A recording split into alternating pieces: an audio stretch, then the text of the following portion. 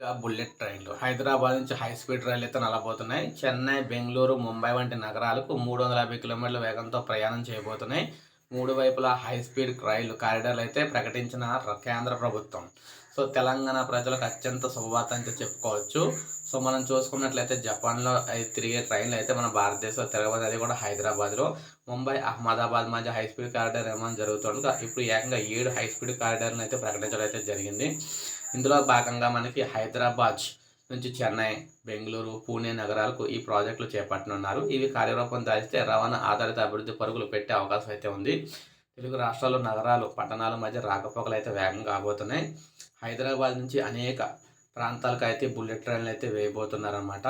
ముఖ్యంగా చూసుకున్నట్లయితే 3 బుల్లెట్ రైళ్లు తెలంగాణకు అయితే రాబోతూ ఉన్నాయి. హై స్పీడ్ కారిడార్లో మనం చూసుకున్నట్లయితే స్టాపేజీలు కూడా మనకి ఇవ్వడం అయితే జరిగింది. చిన్న నగరాలు, పట్టణాల్లో కూడా స్టాపేజీలు అయితే ఇవ్వబోతూ ఉన్నారనమాట.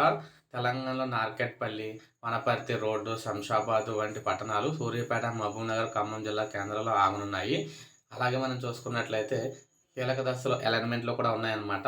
మొత్తంగా చూసుకుంటే హైదరాబాద్ ప్రజలకు గుడ్ న్యూస్ అని చెప్పుకోవచ్చు.